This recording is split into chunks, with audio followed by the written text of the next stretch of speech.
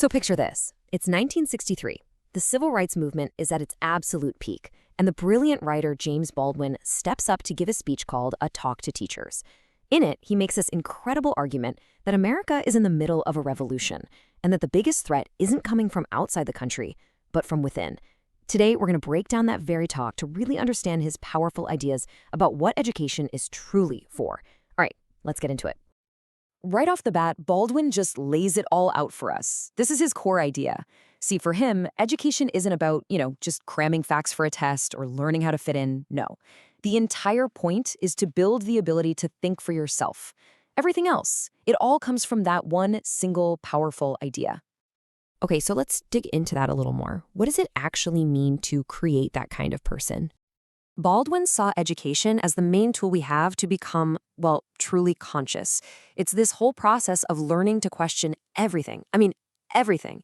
Even the universe itself, and then figuring out how to live with those big questions. And that journey, for Baldwin, is exactly how you forge your own identity. But this beautiful ideal runs headfirst into a giant problem. And this is where we hit what Baldwin calls the central paradox of education. See, here's the catch.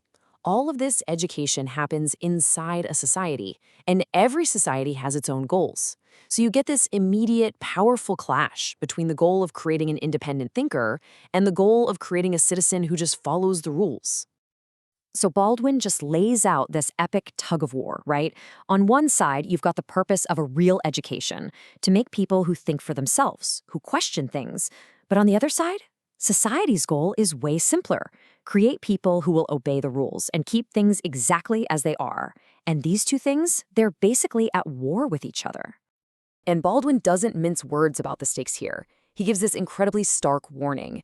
He says if a society actually succeeds in crushing independent thought, if it creates a nation of perfectly obedient people, that society isn't strong. It's dying. It's lost its ability to adapt, to change, to even see itself for what it really is. Okay, so that's the big abstract idea. But how does it actually feel? What does it look like on the ground? Well, Baldwin shows us by zooming in on the brutal, concrete reality for a Black child growing up in America at that time. He uses this really powerful, really jarring word, schizophrenic. He's talking about a profound psychological split that this paradox creates. A Black child, he says, is forced to live in two completely contradictory realities at the exact same time, getting two totally opposite messages about who they are. So just imagine being that kid for a second. On one hand, you're pledging allegiance to a flag that promises liberty and justice for all. You're told anybody can grow up to be president, but then, everywhere you look, in the culture, in the history books, the message is the complete opposite, that your people contributed nothing, that they were just happy, lazy caricatures. And to make this crystal clear, Baldwin tells a personal story. It's about something as simple as taking a bus ride from his home in Harlem downtown into the heart of New York City. First, he talks about his own Park Avenue. And let me tell you, it's a universe away from the one you're probably picturing. His is a world of housing projects, of poverty, a place that feels completely neglected. And then the bus keeps going downtown, and bam, the contrast couldn't be more shocking. Suddenly the world is rich, or at least it looks rich. It's clean. People walk around like they own the very sidewalks because, as Baldwin points out, they do. And this right here is the moment, right? This is where that consciousness starts to flicker to life. Because even as a kid, before anyone has to explain it to you, you just know that this clean, wealthy world isn't for you. And these devastating questions just start bubbling up inside. Who built all this? And why am I on the outside looking in? So you have to ask, how did we get here? How did this incredibly unequal world get built? Well, Baldwin's answer is, it was anything but an accident. Yeah, he's absolutely clear on this. This wasn't some unfortunate mistake. It was a system, a structure, built on purpose.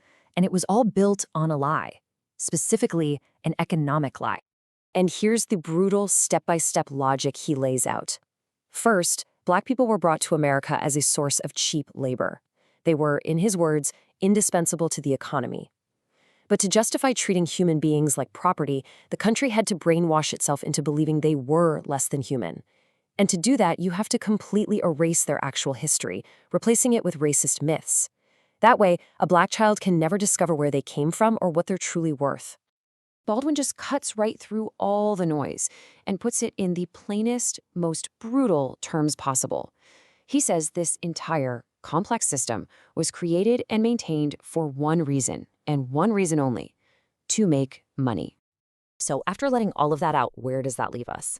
This brings us to Baldwin's incredible conclusion, which is really a direct challenge to the teachers he was speaking to and, to all of us.